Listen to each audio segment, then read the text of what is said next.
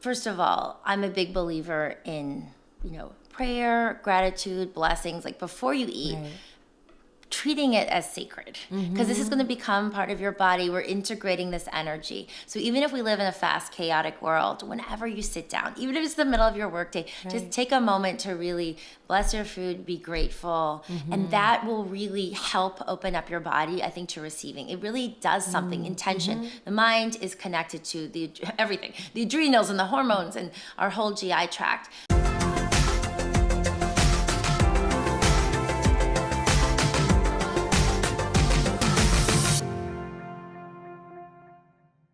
Hi, I'm Koya Webb, and welcome back to the Get Loved Up podcast. I'm here with Kimberly Snyder. Hi. She is the founder of Solluna Lifestyle Brands and the author of Recipes for Your Perfectly Imperfect Life.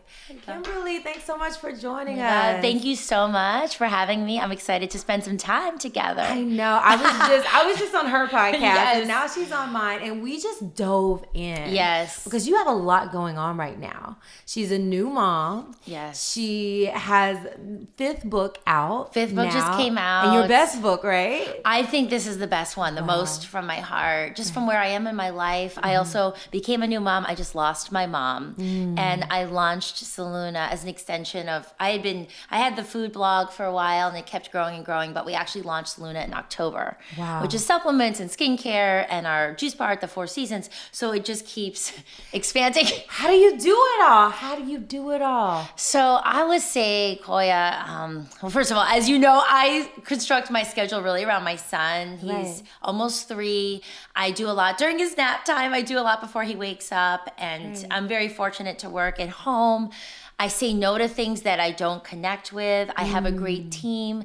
And one thing I have is a very strong morning practice. Okay. And it's one of the things I teach in my philosophy. If you don't start the day off really on point, then it's very hard for me to catch up. So we gotta hear it, your morning routine. So first of all, the night before, I turn my phone in airplane mode. Oh, that's a which is huge, because when I wake up, it stops me from getting right on my phone and getting into Instagram and emails and already sort of being out of my body and being disconnected. So the first thing I do is I sit and I do, depending on the day, depending on how much time, but I do some sort of meditation practice, breathing practice. I practice Kriya Yoga, which is my guru Paramahansa Yogananda's technique. But basically, I'm just in my bed. First thing I do is settle into my body. As someone who's had eating disorders and gets stressed, I find if I don't breathe and get into my body, it's easy for me to eat a bunch of chocolate or food cravings. So the meditation part is essential. Then I drink hot water with lemon, which I highly recommend, because all that lemon is really supportive for your liver, which is your main detoxifying organ, and your fat burning organ. And then I take 2 SBO probiotics, which is super key. SBO stands for soil-borne organism probiotics. And this is based on all our ancestors pulling vegetables from the garden and eating a little bit of dirt. We were meant to be that close in contact with nature. And these types of probiotics grow healthy organic gardens, and it really nurtures our system. And so this really is great for our skin, our immunity, our energy. So you can take 2 with your hot water with lemon, and then your glowing green smoothie, which is my signature smoothie I've had all my clients drink over the years. And this is a mix of greens, lemon juice, and high fiber fruit. And this, again, just settles your system. It's tons of fiber, tons of minerals, antioxidants. It's the best way to start the day, so you're getting all that nutrition right from the beginning. Sounds amazing. So I know if I do those steps, even if the rest of the day is crazy and I'm going out to eat with friends and not eating perfectly, or everything gets chaotic, if I start with that base, I feel like everything works better. You set yourself up. Yeah. Wow, that's so beautiful. And what do you feel like, because being a mom, what do you feel like you have to make sure you do in addition to your nutrition and the meditation for your son?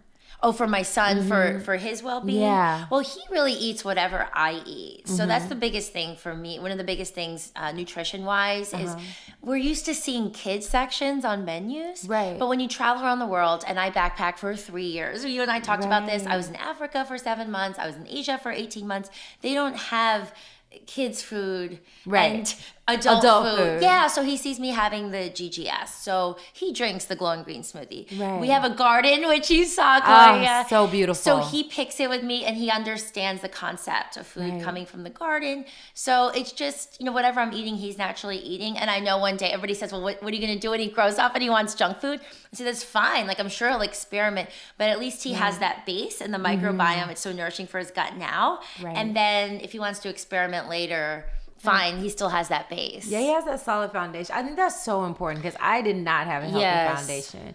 What do you feel like, so after you get your morning routine, we talk about in your book, recipes for the perfectly imperfect life. So your life, it looks like you got everything together. Your son is on routine, you have these books, you have this company. So what goes wrong in your life? I mean, honey, if you look at the cover, I'm like slouched as myself on the porch. And my other 4 books, I'm in like a tight dress, like perfectly posed. And that's just where I was. It was about really trying to control the image of how I looked. And now, after last year, my mom passed away very suddenly. Within 6 weeks, we found out she had cancer on Valentine's Day, and then she was gone in 6 weeks. That burst open my heart. It burst open all the BS, everything. This book was meant to be a children's nutrition book at first. I don't know if I told you this. They shot me pregnant on the cover. That was meant to be the cover, and then this happened, and I said, I see so much confusion, Koya, and wellness, people being more stressed. They don't know what to eat. They're scared of bananas because the sugar, but they're eating processed bars because they can tally up the protein. I just see all this stuff and things that aren't authentic and aren't real and don't feel good. Right. So this to me it feels good to be real. It feels good to be connected with ourselves. Right. So even though we can say, oh, you're an entrepreneur and you're a mom and blah, blah, blah, blah, blah, your wellness, it doesn't mean there isn't struggle. So I talk about in this book dealing with grief, really for the first time. This is the first time I lost someone really close to me, and letting all this imagery soften and showing a real side of me. This is my 5th book. I'm a nutritionist. First time I talk about having eating disorders. Right. So what does your eating disorder look like? So in high school, I was bulimirexic. So basically, I was trying to, be thinner, eat less, undiagnosed anorexia, but I was so thin. Right. And then I was running track. I was doing distance. I was cross country. And then I started getting so hungry that I would have to eat, and then I would feel guilty. So then I was purging and hiding it. And this went on pretty much almost all through high school. And I've struggled with food. Then afterwards in college, I ended up partying a lot. I ate a lot of late night pizza, a ton of beer. I was a drinker. I was a partier. So then I gained over 30 pounds, and I'm not that tall. And I had really bad acne. My hair wouldn't grow. So I swung the other way. And then I tried all these diets, including Atkins, which is crazy because I've been plant-based now for over a decade. Right. But I tried this all, when I was 18, 19, 20 years old, just trying to figure it out in my body. And so I have been through a lot. And then when I started learning this way to what I call liberation, this way where you can eat without counting everything, when you understand more about digestion and how the body can process things, I just let go of all the dieting, all the calorie counting, and I just have a lot more energy. But I'm not perfect. I eat chocolate sometimes, and I still like wine sometimes, and I eat a lot of coconut ice cream, but I've worked a lot on not beating myself up. And one of the interesting things in this book is the research about bloating and inflammation as connected to our mind.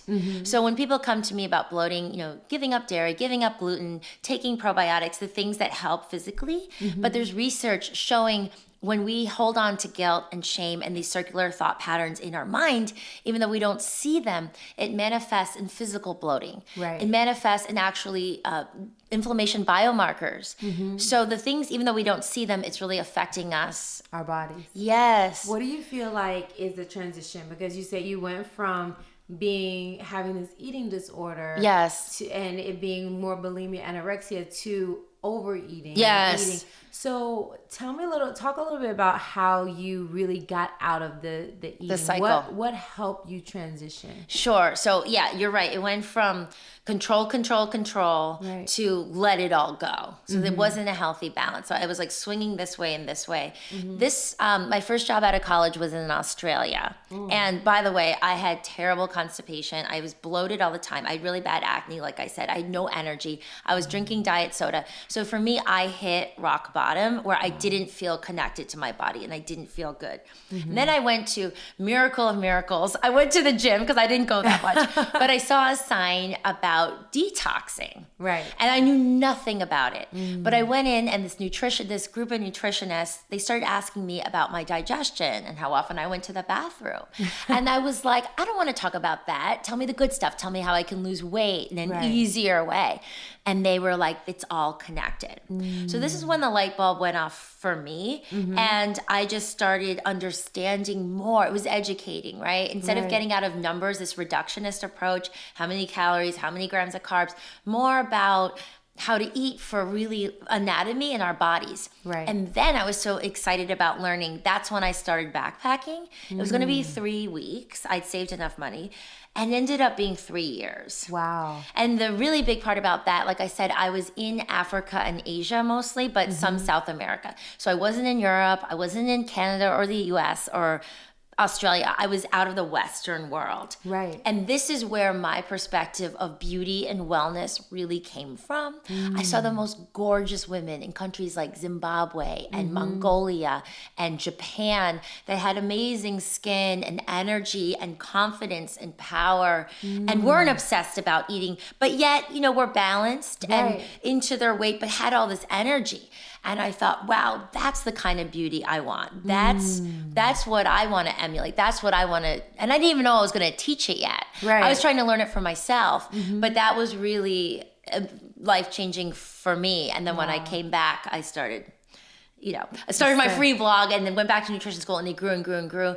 But Koya, those 3 years in Africa and Asia were life-changing. That's beautiful. So do you suggest travel for people who are really trying to figure things out? Like, how did that travel impact you? Well, I'm not sure it's realistic for anyone to travel for that long, to break the mindset. I think travel is always great when we can do it. I think taking a pause retreats are amazing. But I think that something as simple as, again, the morning ritual, anytime you can break the cycle. Right. So in the morning, what we were talking about is we haven't been on social media yet. We haven't been on the news. We haven't been in email. We're not in the world yet. Right. So even just taking that mini travel break, 5-10 minutes, going within yourself, doing that day after day is such a powerful thing to do.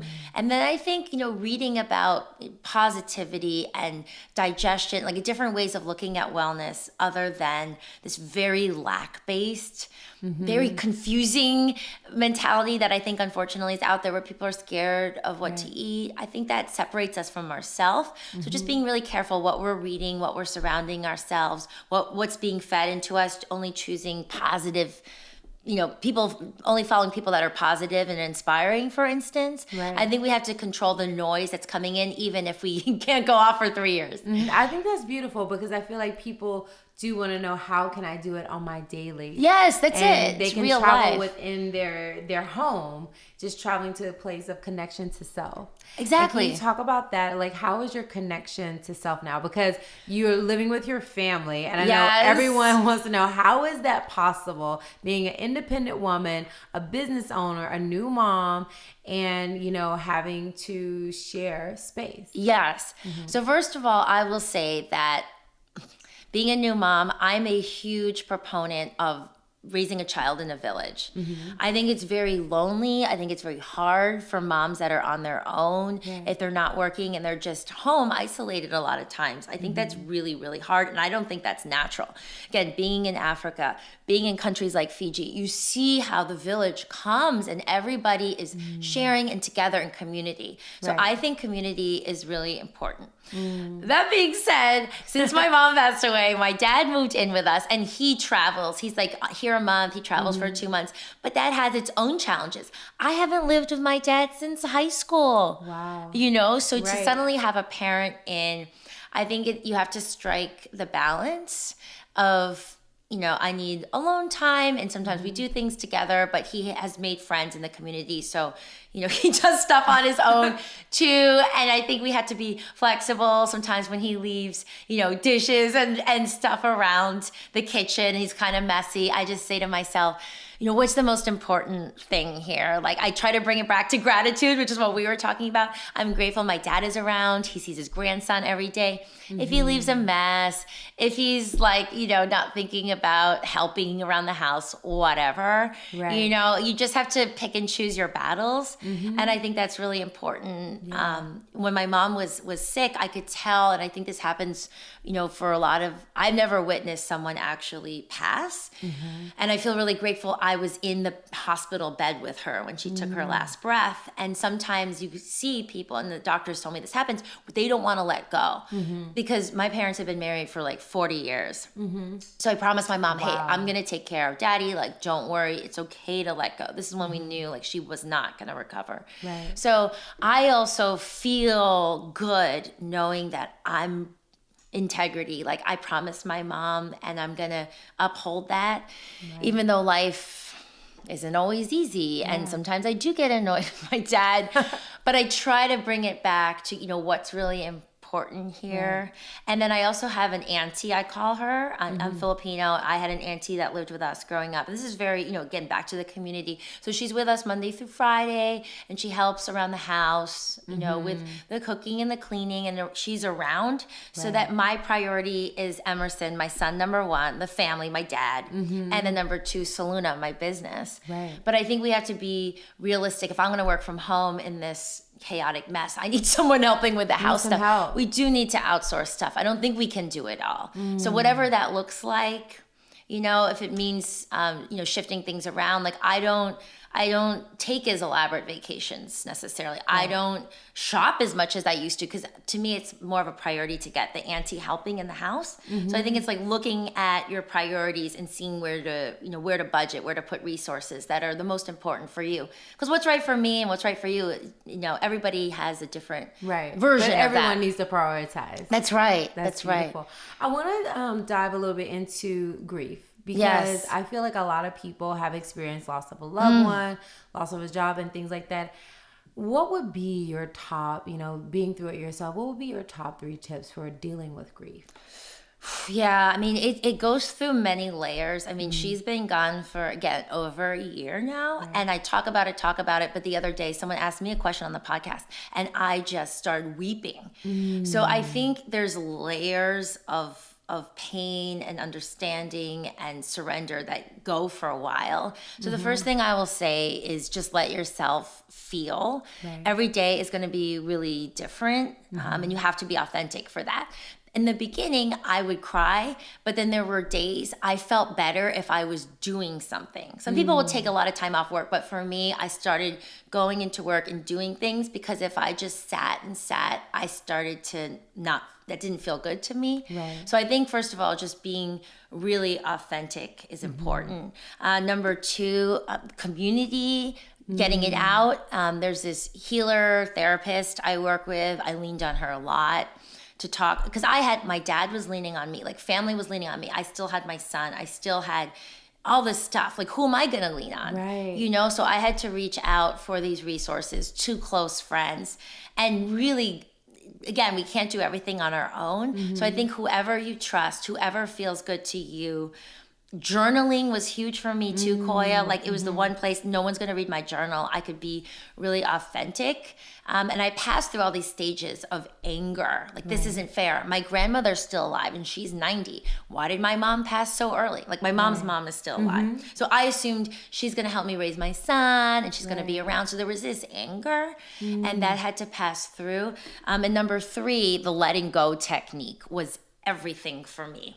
So I talk about this in the new book too, Perfectly Imperfect Life. So what it is there's a difference between thoughts and feelings. And I didn't really get this. We can justify things with thoughts endlessly. This isn't fair. Oh, she's this age. My son's this. You can think all these things. Right. But the feeling, if you focus on the feeling really intensely, and a lot of times we can locate it in our body. So the letting go technique is to stop focusing on the thoughts and focus on the feeling and go into the feeling. And Dr. David Hawkins, who's a psychologist that talks about this technique, he says if you really go into a feeling, it will usually dissipate in about 10 minutes, really letting yourself feel. So you see, and Eckhart Tolle says this too, the only way out is through. Right. So I would let myself feel, instead of shying away or distracting or numbing or whatever, feel that intense pain, that loss, that grief. And it's like a well. Eventually you get to the bottom of the well if you actually experience it, and then it comes out. And I found that I would go into the grief, I would go into it, and then 10 minutes or so later it would pass, and the next time it would come, I would let myself feel it. And I feel like that helped me heal a lot faster, because again, I wasn't trying to divert it or shy away from it. I was going right into it. So that's something I would recommend for anyone going through grief, is to practice this technique, because eventually we go to the, if we're repressing and suppressing our emotions, grief can go on for years and decades. But instead of feeling it, it does start to come out. And that was helpful to me. That's amazing. Yeah, I think that's good advice. And what book was that? Well, my book, I talk about it in detail, but the Dr. David Hawkins has an amazing book actually called Letting Go. Letting Go. Okay. Yeah. And he has a whole grief section. He has a section on anxiety, anger. So he talks about each one too. And he's amazing pioneer. Wow. So what happens when so you're raising your son, and I know you have specific things that you believe in. Yes. And just for our moms out there, can you share some of what you believe in raising a healthy plant-based, correct? Yes, 100% plant-based. Like how does that work for you, and what are your tips for the moms out there, and how to figure out raising a plant-based? So first of all, I didn't know what kind of mom I was going to be. I think for a lot of first-time moms, you focus a lot on the birth. Right. So I was reading all these birth stories and all this stuff. And then when he was born, lo and behold, my natural instinct was to become an attachment parent.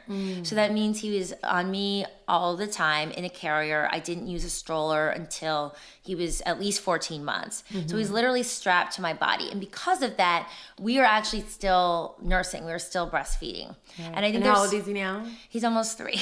That's 2.5. Which, by the way, in Africa and other countries, I see they can nurse till 3, 4, 5. In our country, it's like kind of, a little bit more unusual, right? But it can happen. And for me, it just feels really natural. Right. So he was in there, and I'm eating a very, one thing when I became a mom, and I have, a lot of articles about this, I did start to have more fat in my diet because that will really help the lactation besides hydration, besides all, the good, lactation foods like oats and brown rice and fennel and certain things like that. To me, I just started having the coconut milk and able to produce.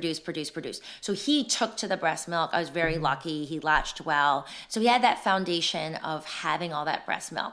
Then we did baby-led weaning, which is where they start to regulate broccoli sticks and steamed veggies, and they start to know how to chew I didn't blend a lot of food for him, except for the glowing green smoothie, which is first diet. And I think if you are a mom to be, or you're a new mom, or even if, maybe you didn't do this, but you could try to bring it in now, even if your kid's like 9 years old, a foundation of greens is so key. So the glowing green smoothie, he drinks like 3 of them a day. Sometimes he has more than me. That was his first food of breast milk. And then I will say, as a plant-based mom, first of all, do not listen to the noise out there. There's so much misinformation. There's so much fear-based thinking. There's so many doctors which don't have nutritional training that'll say, oh, but you need cow's milk and you need the protein.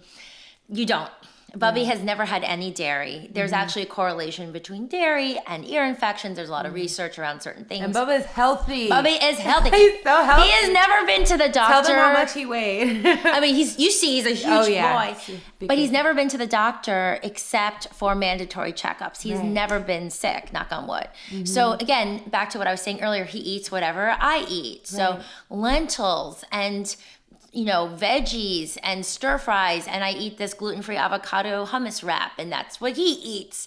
So I think it's really important that we embody how we want our children to eat, and we don't have to think it's separate. I see moms going nuts with like, well, what are all the kids' snacks? And I mean, that can be convenient and fun when they're in school, but early, when they're 8 months off, getting off breast milk, like to 3, just give them a little bit of what you're eating. That has worked for me. And again, I've seen that in Asia, in Africa, which have been such big teachers to me, where you're just taking this little portion and giving it to your child. It seems like it's a lot easier. You don't have to go and look for Girl, like you any don't type have of to- formula or food or it's much cheaper. crackers. It's easier. Right. He's literally just eating whatever I eat, and I don't make it a big thing. Right. It's just this natural. We go to a restaurant, I order food, he eats it, you know, and then we're home, like we're all eating together. And I think that's like a foundation that's the way our family does it. Then you can continue that way. But like I said, if for moms out there that have older children and are like, oh shoot, it's not like you screwed up. Right. It's just that works for you at the time. Then I would say, hey, maybe try to reintroduce the glowing green smoothie. You can. I've done this with clients that have older kids. Add an extra banana. If they're like, this is green, you could say, oh, this is a superhero drink. Like this is what all these superheroes drink. You know, which is kind of fun. Right. But you just like rework things in a new fun way. You can make little upgrades like plant-based cheese. There's so many amazing ones now. Have you ever tried the Miyoko's I brand? just met her again Oh my for gosh. the second time. Oh, and I've she was not at met- Little Pine. She's incredible. She's incredible. And you know what Kite beautiful. Hill's doing, like even Daya, like some of the ones that are more commercially available. Right. Just swap things out for your kids. Sometimes they won't even notice the difference. Right. And there's a whole kids section in my new book as well that was tested by Bubby, and you'd be amazed at how kids naturally gravitate to a lot of these foods. Maybe they just don't know or they haven't been introduced yet. Yeah, that's beautiful. I think it's so important because I know when I was a young child, like I Yes. ate everything, but my mom made sure we had vegetables. She Yes. made sure we had fruit every day, and she made sure we had all of the healthy things too. I think that's what saved me. Yes. Even though we had snack cakes and Twinkies and all those things, we also had the high fiber foods, just kind of pushing everything out. Yes. And I feel like that definitely helped us. But I definitely always say, like, I hope as healthy as I eat now makes up for all the stuff. Oh, that I and the ate. body regenerates Right. all the time. And so I say to a lot of moms ask me, or people in general, well, I'm eating this way and I want to be healthy, but Right. I like these foods. And I say, hey, just pick 3 recipes that you can master, simple, easy, that taste good to you, that are healthier. Like work them in your week or your monthly food, and then start with the morning practice. I love Take that. the SBO probiotic. When you reset your gut, it's easier to let go of old food cravings. Right. It's easier to actually make shifts in your life, whether it's mental, emotional, or physical. So if you do those 2 things, do the morning routine, get 3 recipes, and then just take steps, and you and the family can do it together. And don't beat yourself beautiful. up. Like That's beautiful. progress, not perfection. I love it. I love it. Perfectly So- imperfect. Perfectly imperfect. So tell me, what are because you like get 3 recipes. So what are your Yes. favorite recipes out of the book? Ooh, so there's a chickpea pesto stew. And for me, sounds delicious. soup is a hugely important thing. Why? Number 1, it's good, it's filling, all the nutrients stay. But number 2, Koya, it is easy. For a mom, you throw everything in the pot and you stir it, you add some herbs, you add some veggies, whatever you're adding, but it's not time intensive.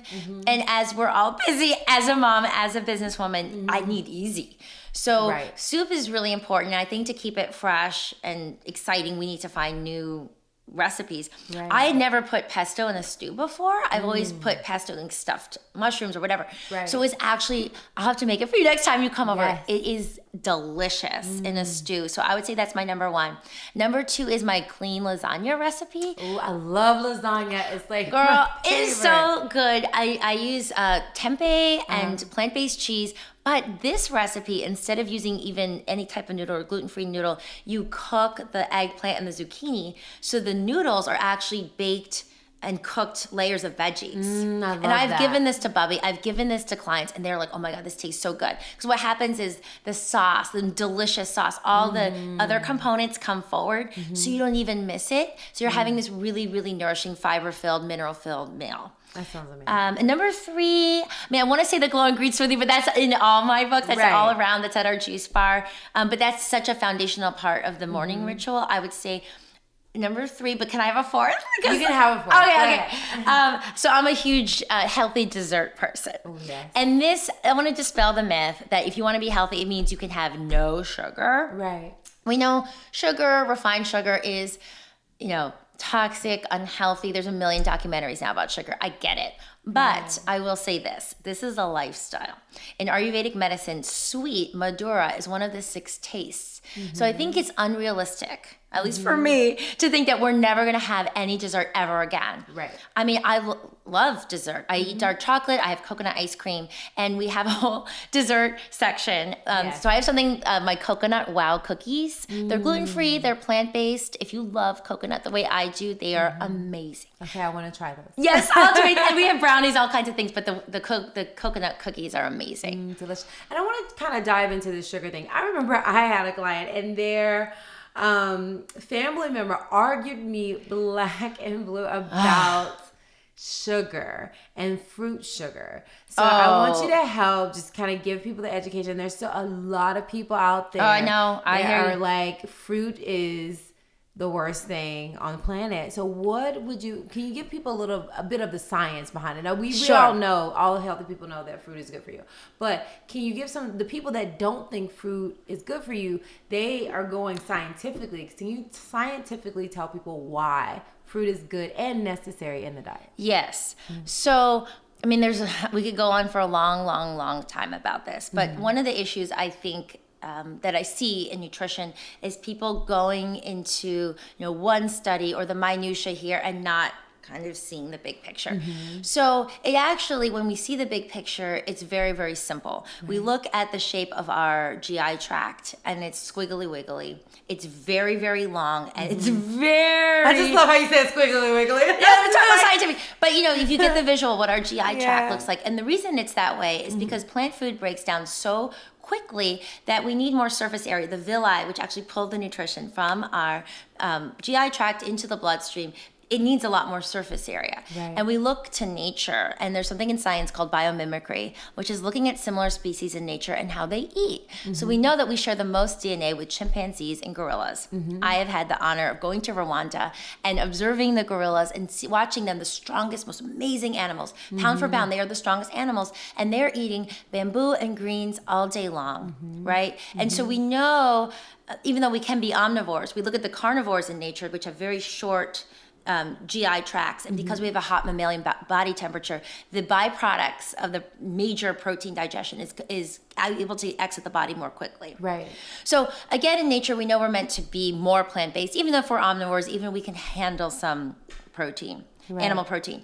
But then we look and we say, if we were stuck in the wild, our primary fuel source where we'd be able to grab the fastest with our nimble fingers, we don't have claws, we don't have fangs, would be fruit. Right? And this is just common sense, but when we really think about it, fruit is a complete nutritional package with fiber, vitamins, minerals, everything. It's one of the most amazing beauty foods. My first 3 books were the Beauty Detox series. So in the beginning, especially my second book, I talked about foods for skin health and hair health, and fruit, any way you cut it, is going to be up there, especially amazingly high antioxidant fruits like mangoes, by the way. So what we have today is people with studies saying, but all sugar's bad. But if we want to talk study for study, then I'll also talk about a study that showed that actually excess protein, was really animal protein, actually was proven in this one study to be more insulinogenic than white bread, which means that was transferring into sugar. And I believe that happens when we get away from natural foods and our natural diet, and we end up over imbalancing certain parts. Right. There is a relationship, I will say this, between sugar and fat. So the way I teach people to eat fruit is on an empty stomach or only with greens. So in the glowing green smoothie, it's greens, water, lemon juice, and fruit. Or I say, have a piece of fruit in the morning after your GGS, or have it mid-afternoon. If you were to eat fruit, let's say people say to me, instead of having the chocolate cake, I had chicken and broccoli, and then I had a pile of blueberries for dessert, and that fruit made me bloated, it's not making me feel good. It's because all that, it's like a traffic jam, right? It's like, the analogy I use is you put the Ferrari before the Mack truck. If you put the Mack truck first, that chicken's going to take 4 hours or more to get through. Right. The blueberries, which digest in about 25 minutes out of your stomach into the duodenum, the top of your small intestine, it means it's going to ferment. You're going to feel bloated. Right. So first of all, have the fruit on an empty stomach. Second of all, something that comes from nature. This is where I think, humility and humbleness. Mother Nature is our biggest teacher. Who are we to think, with all the scientific advancements, they can't even replicate all the amazing components in fruit. There was a study in my third book that broke down half a cup of apple, and they thought, and I'm not going to throw out the numbers because I don't know them exactly, but basically thought there was going to be this amount of milligrams of vitamin C. But when they measured the apple, I believe it was 1/400th of the amount of vitamin C, and they were like, well, what's all this activity? Koya, it was the synergy of the over 1,800 compounds in the apple working together. So there's this amazing harmony, cofactor, synergy in nature, which we don't even understand. Right. So why cut out fruit, which is all its power and glory of nature, an amazing beauty and health food? But A, eat it on an empty stomach. And B, it is true if you have candida, if you have an imbalance, as I did for a while, it is helpful to repair your gut, take probiotics, eat raw sauerkraut, maybe cut out high sugar fruit for a period, but a healthy body should be able to eat healthy natural foods. So after a period, I went back to fruit, and I eat a tremendous amount of fruit every day. One thing that, because I had a period in my life where I struggled with candida as well, and I read this book, and they basically taught me that we all have candida. It's the overgrowth of it that is where it starts to get annoying. And they actually taught me you actually need to lower your fat. Yes. Because the fat grows candida. Was it 80-10-10? Yes. Yeah. The sugar feeds it. And when I did that, it was like, thank you. So great. Thank you. And I forgot to talk about that part of it. Have you seen What the Health? Yes, the documentary. I love that. So I'm actually in it, but they cut out my belly. But I was talking about maternal health. Right. But anyways, what I love about that documentary, and Dr. Bernard teaches, diabetes isn't this disease just of sugar, it's sugar and fat. Right. So when we're eating fat with sugar, what happens is the receptor sites get blocked, and then the sugar is just circulating more in our system, and that's affecting the insulin. So should you eat fruit on an empty stomach, you're not going to get that effect. Right. Fruit cannot be compared to refined sugar. I'm sorry. Sugar on some level is sugar, but when and again, there's another study on mangoes that I read about, it's so high in vitamin C and antioxidants, it actually cancels out the small amount of naturally occurring fructose. It's not like eating high fructose corn syrup or all these super processed products. I'm a huge believer in fruit, and it drives me nuts at my juice bar at the Four Seasons when people are like, no banana for me, but triple the protein powder. Right. And we just think, we need all of this, but we're not eating the natural foods. Right. So, and that's so important. What do you feel about, because you kind of touched on it a little bit, but I think it's so important to people understand the sugar in bread, rice, pasta versus the fruit sugar. Yes. And I feel like some people will continue eating all the bread, rice, and pasta, or even eat like moderate amounts, but then no fruit. So I feel like, can you speak a little bit on what you feel about the high fructose corn syrup in most packaged breads? Yes. And the sugar in carbohydrates, which fruit and bread and pasta, they're all carbohydrates. So when you have those two, what would you say the balance should be in consumption? Sure. So first of all, I say my approach is that we need all the macronutrients. We need fat, we need protein, and we need carbohydrates. And I have found that my body is balanced the most when I really honor and respect that. Like I said with that earlier study about too much protein actually converts to sugar, and that's why it kind of shifted away from paleo into keto, by the way, because a lot of people were like, oh my gosh, too much protein is bad. Right. So I say I am actually again, in my Radical Beauty book that I wrote with Deepak Chopra, we talk about the ratio percentages. Everybody's body is different. Everybody's bodily constitution is different. So some people do better with more carbs. Some people do better with more fat. I don't think there's a one size fits all. But one thing I'll say is I don't think we need to overvalue protein. I think if you eat whole foods, we get this question all the time as vegans, you're naturally going to get, if you're not eating junk food, if you're not eating white flour all the time, you're going to get enough protein. And for me, the carbohydrate part, I do eat fruits and vegetables, but I do eat gluten-free grains. I eat gluten-free wraps, like I was saying. I have brown rice, I have quinoa. I soak and I sprout all the time, which helps to remove lectins and certain things. And then I eat healthy fat. I eat avocados on my tree. Remember I gave you one the other day? She has the most gorgeous avocado tree in her backyard. I mean, I've never seen an avocado tree like this in someone's backyard. I was like, I want that. So give it a couple of days. I learned that they don't mature on the tree, or at least my tree. I have to pull them off and then they ripen. Right. But so for me, I think we run into problems where we cut one thing out. Like this whole no carb thing. I mean, look at Atkins, the people I see that have been trying that, they get lines on their forehead. They start to look older. And for me, my program isn't just about weight loss. It's about glowing skin, healthy energy, just overall balance and vitality. So I think it's important to have carbs, protein, and fat. The ratios may different for each person, but sticking to non-processed, sticking to gluten-free. Generally, a lot of people have difficulty digesting gluten.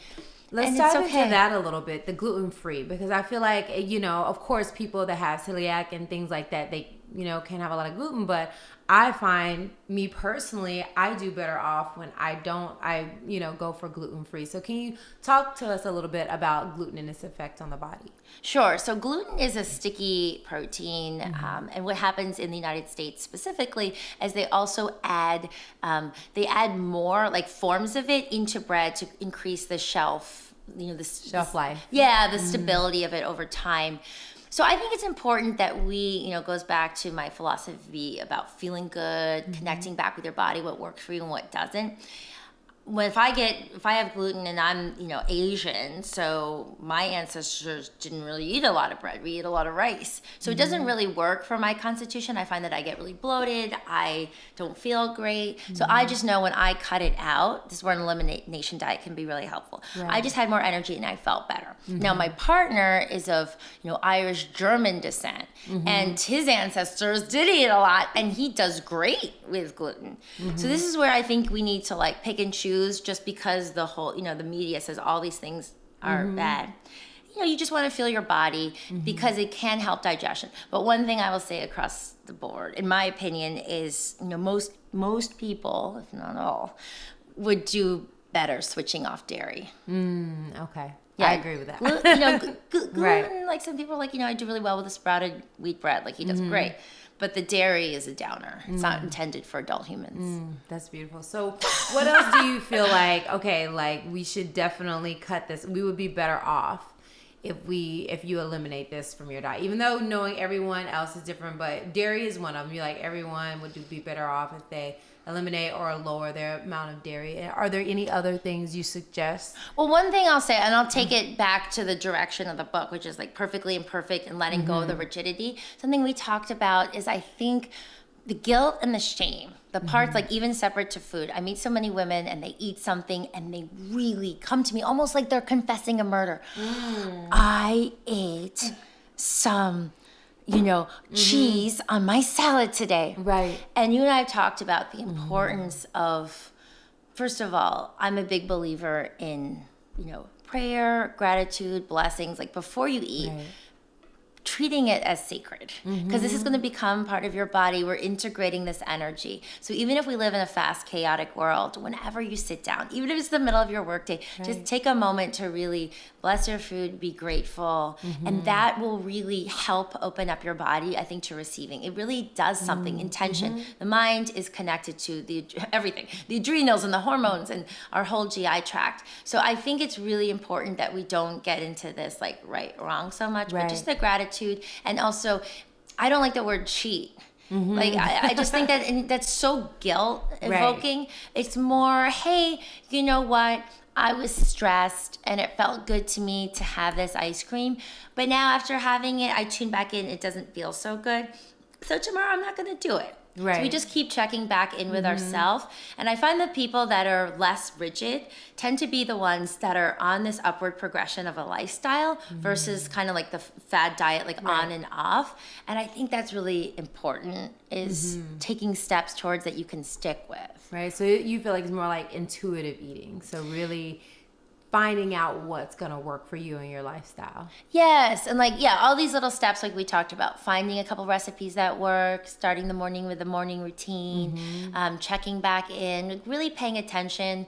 My third book talked a lot about the 9 top food cravings too, and what meant what. So there's a lot of layers in here, but it comes full circle, you know, and this book talks a lot about, you know, body shame and hyper fixating on the outside. And the ironic thing, Koya, is when we drop in deeper and we connect back in, we tend to, well, we feel good, but we tend to look good too, because it means we have less stress and adrenals, and it shows up with better blood flow, better circulation, better skin. And then one thing I'll say too is this, the book opens with a section called the and principle, and this has helped me tremendously. I feel like we live in this world like this is like the gluten, like we listen to the news, it's like bad or good. Women are like, I'm fat or I'm skinny, I'm pretty or I'm not, I'm a success or I'm not. And it's just like, it's so stressful. And that when we are in that constant stress, that fight or flight, I feel the body holds on. It's harder to lose weight. It's harder to let go of toxicity, whether it be endogenous or exogenous. We just hold. And if we switch or to and, it's inclusive. It's the wholeness. I'm trying to be healthy, and sometimes I mess up and I eat a pint of ice cream. I am a good mom, and sometimes I just need more space and time to myself. So it's accepting ourselves. And again, once we are more of this and mentality, everything lets go, everything resets. Our hormones reset, everything. I mean, it's amazing. And that's what I would want people to really take away, is it doesn't have to, and I've been through it. Like I said, I've been through the diets, I've been through beating myself up. I am a recovering perfectionist, and it doesn't have to be that way. It doesn't have to be that hard. What do you feel like something is that you're struggling with right now? Well, that you can share. Well, it's, you know, the things that, what's interesting is every time I write a book, I'm writing about the things that I'm also working on. So my first book, The Beauty Detox Solution, was when I was really learning about how to eat and break free of dieting, because it was all new concepts for me, you know, and it keeps going on and on. So this book, you know, I think I'm the closest I've ever been to I've made a lot of progress in not beating myself up, to accepting my humanness and my imperfections. But sometimes it's hard, you know, and I still experience those moments of self-doubt and going down that rabbit hole and judging myself. I think so. I still do struggle with that all the time. How do you it's gotten a lot better out of that self-judgment when you're getting, like, you know, like, give us an example of how you would judge yourself and how you would pull yourself out? Yeah. So let's say, I mean, I've had, I forget his, Pedram Shojai came on my podcast, and he talks about not having a rolling to-do list, which I do all the time. I have this whole list and I never get it done. So then last week I hit like a breaking point. I had to travel back to New York for 3 days with my son. Like, I'm running around still doing a lot of press for the book. Like, it's crazy. And I look at this list and I'm like, what the F? Like, I haven't done anything on my list. What are you doing? You're messing up. Like, I hear myself spiraling that way. And so my way of, I talk about this in book. It's the stumbling block detox, I call it, because that stumbles, that's like, I get into, it's a form of toxicity, right? Where I get into my head.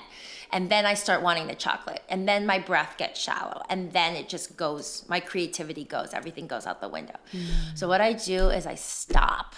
Just no more talking. Even if it's mid-sentence, I just stop. And I take some breaths. And then I ask myself, why am I so upset right now? And it usually comes down to the root of not enoughness, not doing enough. And then then I remind myself, I'm worthy. We are all worthy, not because of what we do, but who we are. So I force myself to pause, and then I bring it back to that. And for me, I'm a writer. I'm a journaler. So I usually have my notebook. I have a notebook for work and a notebook for my personal. I usually get it out. And for me, I like writing affirmations. I am enough as I am. Like, something about writing and connecting my brain, what I'm thinking, to paper helps me a lot. So some people are more visual learners. Some people are, we all learn and we process things in different way. I have found what works for me is taking that pause, breathing, breaking the cycle. Don't even keep going in this sentence. Because then I'll stress my team out too. And that's what I've done in the past. I've, taken frustrations out. I'm like, hey guys, like, you're not doing enough, because I feel like I'm not doing enough. So I don't let myself contact anybody or call anybody or do no emails. Be here now. Remind myself I'm enough.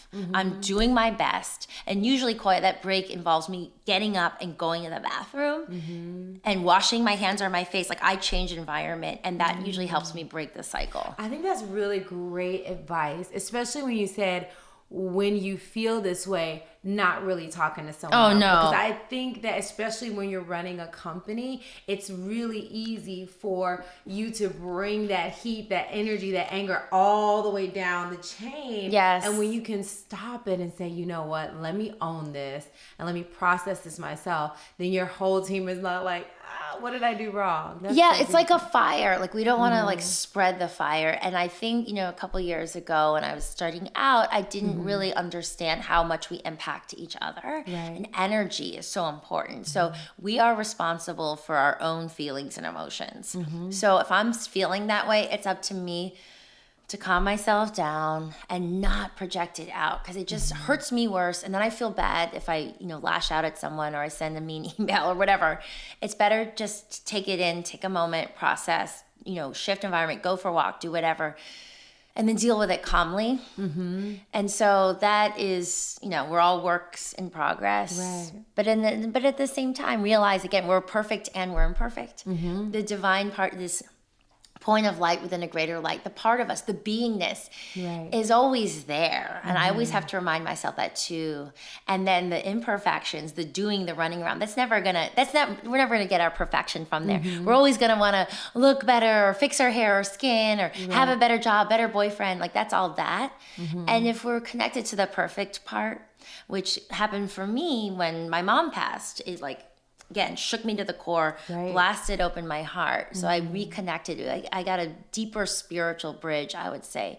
So the imperfections don't seem as serious to me anymore. Right. That's beautiful. And so that perspective helps too. So I have a question, one more question for you. Yes. And I ask every guest this. Okay. How do you get loved up? And I know you've given us a lot of tips, but beyond that, what do you do that just makes you feel good? So even in the busyness, we'll bring it full circle. What makes me feel loved up is time alone. I need it. Yeah. I really need it. And if I don't carve that out, I start to feel lost. This is my self-care, is time alone. Like, I'm around a lot of people, as are you. Like, it's just a lot between my mom's groups and the business and the meetings, everything. So for me, it's in the morning, I get up early and I do a beach walk by myself. And then in the evening, I need time. I'm in the bathroom for a long time. I take a long shower. I do my whole skincare routine. I'm really into skincare, which is part of Solluna. And I just need time without talking, without my energy going out. I pull it back in, and then I meditate in the morning and night. And to me, that alone time, that stillness, that reconnection, really makes me feel loved up. I love it. That's amazing, because I'm the same way. Morning and night, if I can have a couple hours, oh man, I will be the best person for everybody else. It's like recharging. I'm plugging back in. We all have this, we're connected to source. And when we go back in, because our energy, our senses are always out, out, out. And so when we pull it back in, then I can be with people and not get as stressed and deal with my, my son, the mess and everything, and kind of laugh more and not be like, oh, the house, whatever. It's just that time alone, I think, is really precious. That's beautiful. And I want you to share with everyone, what do you have for others? Because Get Loved Up is love yourself, love others, love the planet. So you have a lot available for others. Oh, so yes. Please share with everyone where they can find you and what you have coming up. Yes. So I'm on Instagram, I'm at @Kimberly Snyder, and the website is mysolluna.com. Solluna has non-toxic, high-performance skincare. We have supplements, including my formulations for SBO probiotics, digestive enzymes, detoxy, things that will really change your life. We have digital courses. We have articles. I also have a podcast. So it's all on mysolluna.com. And the new book is called Recipes for Your Perfectly Imperfect Life. And like you said, Koya, I think it's the best one. There's over 100 healing, easy, plant-based food recipes in the back.